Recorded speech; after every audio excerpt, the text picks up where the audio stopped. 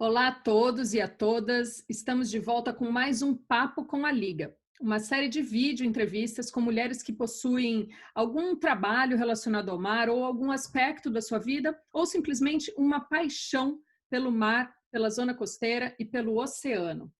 O meu nome é Leandra Gonçalves, eu sou bióloga, pesquisadora no Instituto Oceanográfico da Universidade de São Paulo e uma das cofundadoras da Liga das Mulheres pelos Oceanos.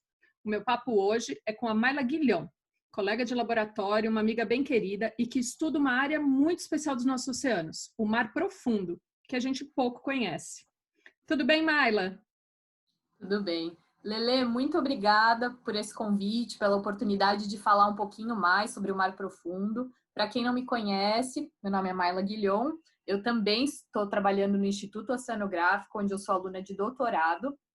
E, na verdade, eu acho que essa é uma oportunidade muito bacana para a gente contar um pouquinho de como a gente chegou até aqui, né? Então, eu vou contar um pouquinho de como começou toda essa caminhada até chegar nos estudos de mar profundo. Então, muito antes do mar profundo, que é o tema do meu doutorado, eu trabalhei lá no meu mestrado com tartarugas marinhas, né? Então, na verdade, desde a época da graduação, foi um tema que me fascinou muito. Na verdade, eu entrei na biologia pensando em seguir carreira, em trabalhar com esses animais. E aí fiz o meu TCC com isso, trabalhando com educação ambiental. E depois, na época do mestrado, eu resolvi que eu queria continuar trabalhando com esses bichos, né? Então, eu mudei para Ilhabela.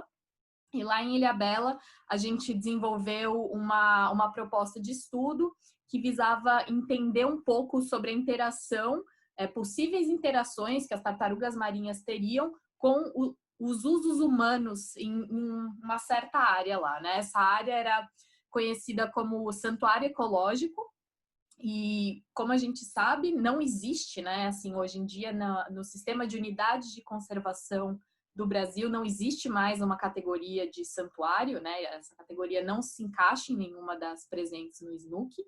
Então, a nossa ideia era juntar o máximo de informações possíveis, entender os padrões daquela área, as ocorrências de biodiversidade, as atividades humanas e tentar encaixar essa área antes conhecida como santuário em uma categoria do SNUC para garantir a proteção dela, né? Para garantir a proteção desse local. E aí, muito bem, a gente conseguiu avançar um pouco, mas como se sabe, essas discussões envolvendo áreas marinhas protegidas no Brasil levam muito tempo, é importante ter uma grande mobilização da sociedade e muitas vezes acordar isso é uma questão que leva bastante tempo. Então, eu segui com o meu mestrado, terminei, mas enquanto eu estava buscando a discussão do meu mestrado, eu tive contato, portanto, com literaturas associadas a áreas marinhas protegidas e eu vi um dado que me chamou muito a atenção, né? Eu descobri, através das leituras, que o Brasil não tinha participação em nenhuma área marinha protegida além das jurisdições nacionais, ou seja, fora dos mares brasileiros. E esse dado, né, eu lembro que eu vi um 0% de participação naquele livro, me chamou muito a atenção. E aí eu comecei a ir atrás de entender melhor o que seriam essas áreas marinhas protegidas fora das jurisdições nacionais e, por que não, como, de repente, me envolver com essa temática. E aí, dentre as leituras, eu descobri que um sistema, né, ou um formato de proteção de áreas fora das jurisdições nacionais, né, em mar aberto, era conhecido como APEs, né, que são Areas of Potential Environmental Interest, que são áreas em que processos ou contratos que estão sendo concedidos para potenciais licenças de mineração, essas áreas são conhecidas como locais em que a mineração não pode acontecer. E aí eu vi que dessa forma, né, assim, que as áreas marinhas protegidas estavam estendidas, portanto, mar afora, e buscando uma proteção, por exemplo, contra usos humanos como a mineração submarina, que era uma atividade que eu também não sabia que acontecia, né?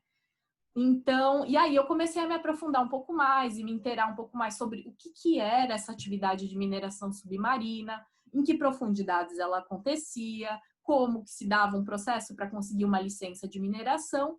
E aí eu tive a oportunidade, junto ao professor Turra, que estava envolvido em um projeto de pesquisa para desenvolver estratégias de manejo para áreas de mar profundo, né, que são aonde essas atividades de mineração acontecem. Então, ali eu vi uma oportunidade boa de me engajar nessa temática e começar a entender um pouquinho mais sobre o mar profundo, a biodiversidade que acontece lá, os processos, por que as pessoas ou por que os seres humanos estão buscando minerar essa área, quais são os riscos envolvidos com essa atividade de mineração e, portanto, ir pensando em estratégias para também proteger essas áreas.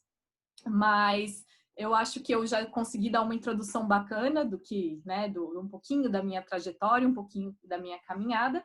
E apesar de nós sermos colegas de laboratório, né, e a gente ter mais familiaridade com o que estamos fazendo agora, eu pouco conheço sobre a sua trajetória passada, né, assim, de como você também chegou aonde você está agora. Então, eu gostaria de ouvir agora de você, Leandra, um pouquinho da sua história, até onde você está agora. Que legal, realmente a gente se conheceu há pouco tempo, né? E eu não sabia dessa sua história com tartarugas. Eu tive um começo bem parecido, em 2 aspectos até. Eu entrei na biologia sabendo que eu queria trabalhar com a biologia marinha, fiz vários cursos, né, no Instituto de Pesquisa de Cananéia, com botos, tudo que aparecia na graduação ligado ao mar, eu me interessava em conhecer e fazer. E um dos meus primeiros estágios de férias foi no Projeto Tamar, na base de Ubatuba, que eu fiz um estágio de 1 mês nas férias e depois retornei várias vezes e quase fiz a minha iniciação científica junto ao Projeto Tamar, mas acabou que entre decidir pelo projeto de iniciação científica, eu acabei indo trabalhar num projeto de baleias e as baleias me encantaram assim sobremaneira. Eu acabei fazendo o meu projeto de iniciação científica e depois o meu mestrado e depois parte do meu trabalho no Greenpeace também ligado a comportamento e ocorrência de grandes baleias, em especial uma que ocorre no litoral sudeste, que é a baleia de Bride, que era super pouco conhecida. Mas, além disso, notei também uma convergência muito grande na nossa história e que explica muito como que a gente acabou hoje se interessando em entender governança internacional dos oceanos, a interface dessas questões de gestão, manejo, políticas públicas, né? Nossas primeiras pesquisas sempre tinham o componente manejo, né? Ou gestão. Então, você mencionou a questão de tartarugas, santuário, qual era a categoria que melhor se encaixaria ali? A minha pesquisa de graduação de mestrado era estudar baleias de Bride para, então, contribuir com a discussão de um plano de manejo para aquelas regiões, naquelas ilhas.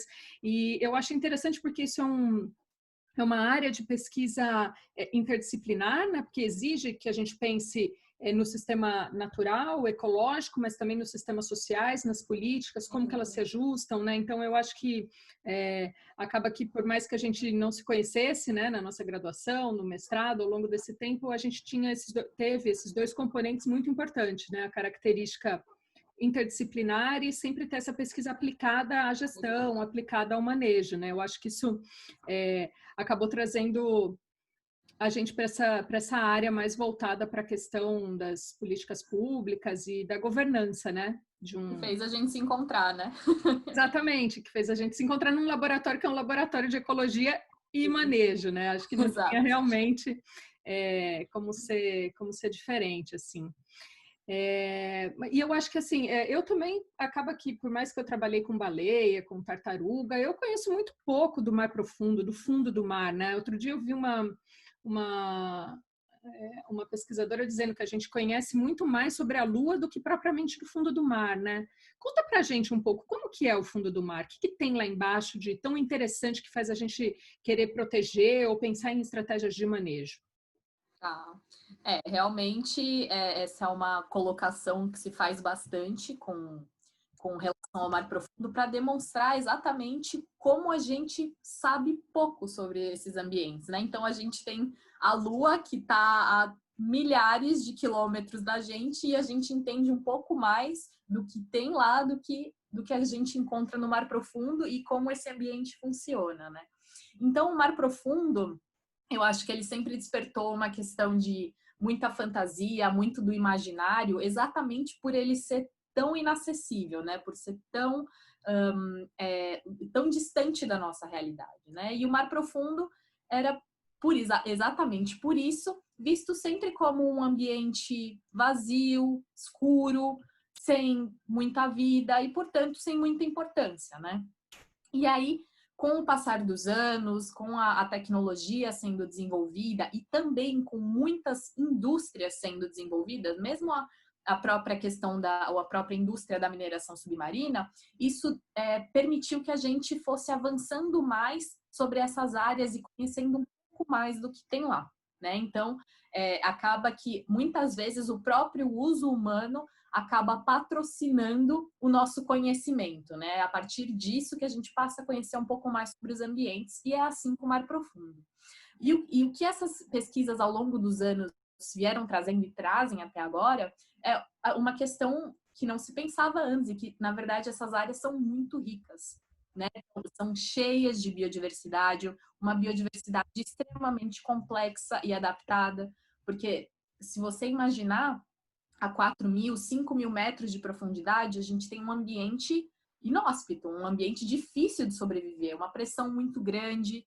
Imagina que a gente sabe que nas regiões próximas à superfície, por conta da interação com a luz, a gente tem um processo de fotossíntese, ou seja, de comida, né, de fonte de recurso alimentar para grande parte da biodiversidade e, portanto, para a cadeia alimentar. E essa luz não chega no mar profundo. Né? Então, muitos dos organismos que estão lá dependem de comer uns aos outros ou de se bastar com aquilo que vem, que cai por milhares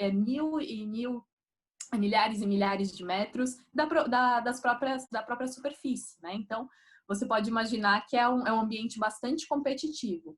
Por outro lado, é muito interessante, porque por ser um ambiente tão inóspito, grandes pressões, pouca luz, os animais que a gente encontra lá são únicos. Eles têm adaptações e características incríveis, né? Então, a gente tem desde lulas gigantescas até outros animais, como, por exemplo, eu acho que é um peixe que é muito característico, pelo menos quando eu penso nessa área, vem muito na minha cabeça, é aquele que aparece no filme do Nemo, que tem a luzinha em cima da cabeça, que na verdade é uma nadadeira adaptada e que está em simbiose com uma bactéria, né? Então, na verdade, aquilo é um processo do bicho para, num ambiente de extrema escuridão, ele ter uma luzinha para chamar sua presa. E aí, então, ele que não tem, né, ele é um peixe bem grande, ele não tem uma hidrodinâmica muito favorável, então ele não consegue nadar rápido para ir atrás da presa dele. Ele tem que esperar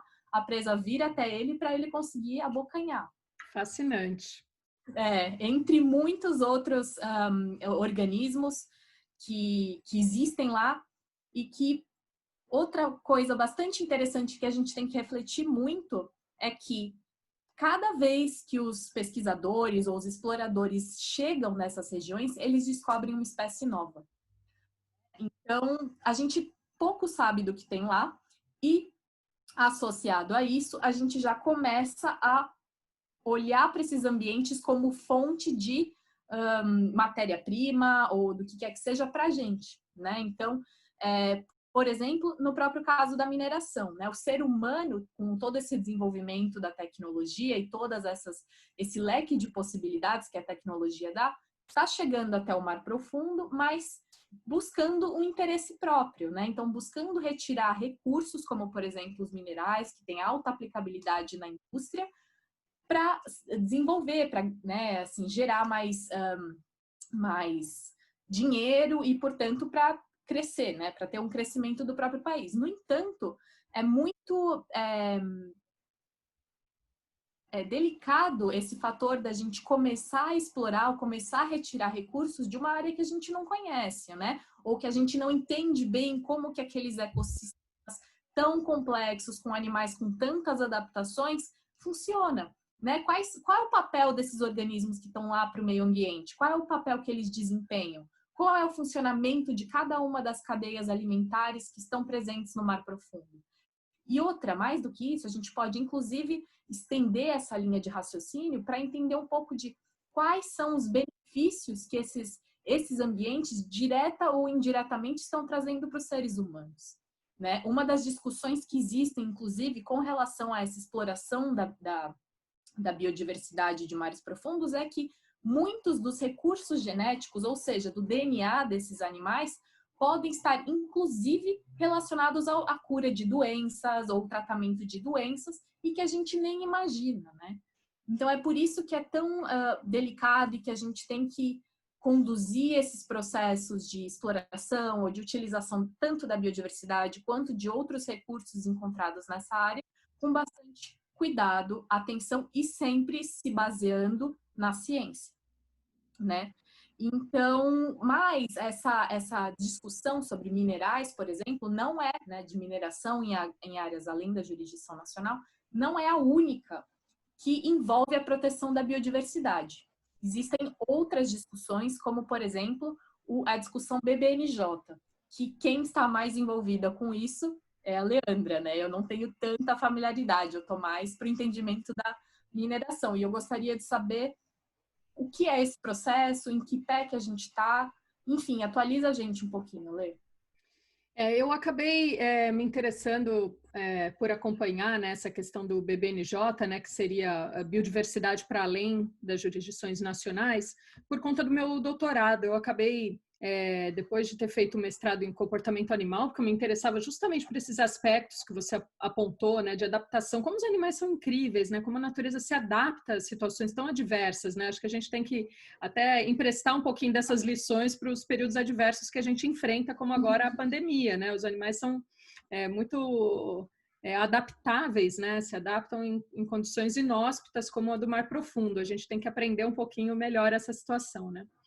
Mas eu acabei mergulhando um pouco nesse universo internacional depois do meu doutorado em Relações Internacionais, onde eu busquei entender por que a gente tinha tantas normas, tantas políticas, tantos acordos internacionais voltados à proteção da biodiversidade, mas os resultados, os assessments, os levantamentos mostravam um declínio de biodiversidade. Né? Esses acordos não são efetivos, eles não funcionam, por que eles não funcionam?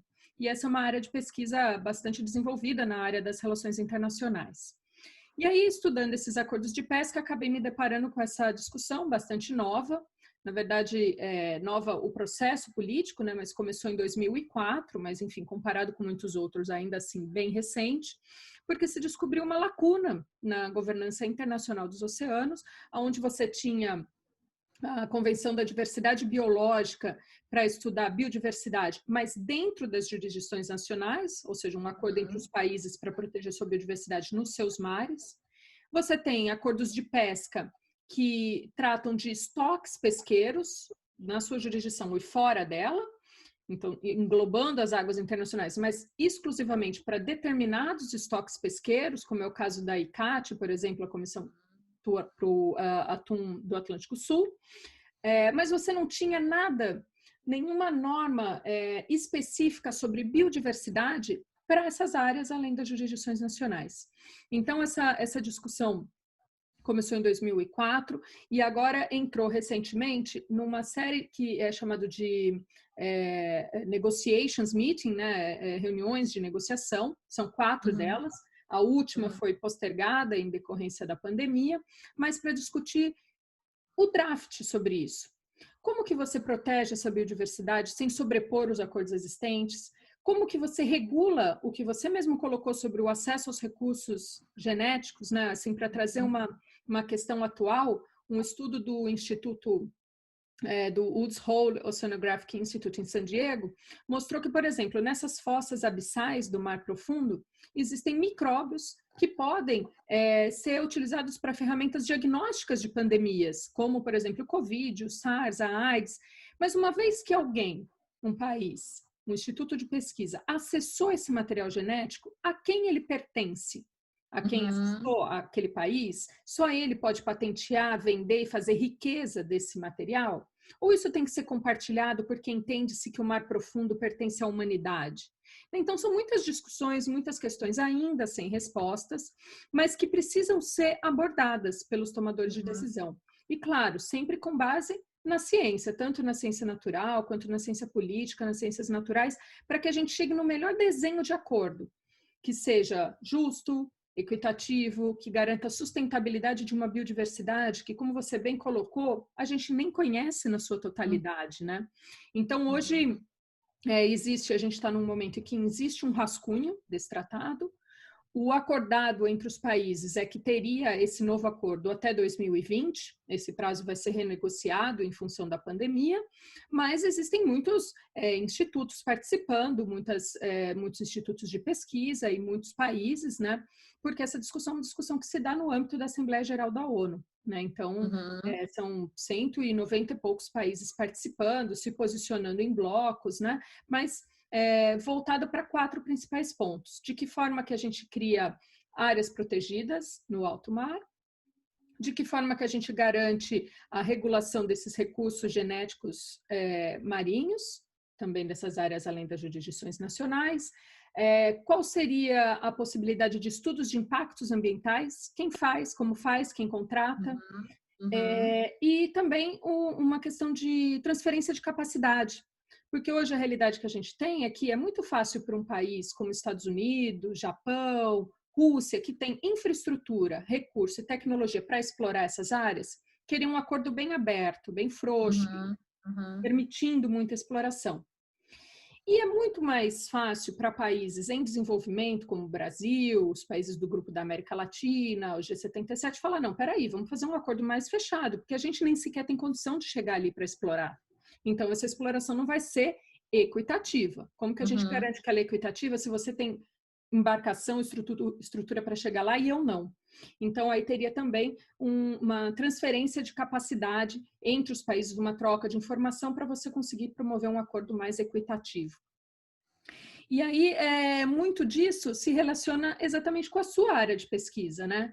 Eu, no meu pós-doc, venho estudando essa abordagem ecossistêmica, né? Como que você olha para os ecossistemas sem olhar eles separado, né? Sem olhar só o fundo do mar ou só a fossa abissal, mas olhar de uma forma integrada. Essa é uma das opções de desenho de política pública para manejar essas áreas, né? E entendo que a sua pesquisa é um pouquinho sobre isso. Conta para a gente como que poderia ser o manejo de uma área dessa, né? Só fazendo um gancho com o que você colocou, a gente escuta dizer que o ano de 2020 era para ser bastante emblemático, né, nas decisões associadas aos oceanos. Uma delas era essa 4ª e última reunião, né, para se tratar desse texto, para estabelecer essa nova convenção associada à biodiversidade além da jurisdição nacional, mas também no contexto da mineração submarina, esse era o ano previsto para que se terminassem as discussões acerca de um código de mineração. Verdade. Ou seja, para entender como seria o passo a passo para que as nações interessadas realmente pudessem retirar esses recursos do fundo dos oceanos com finalidade de aplicação realmente industrial, aplicação comercial, né?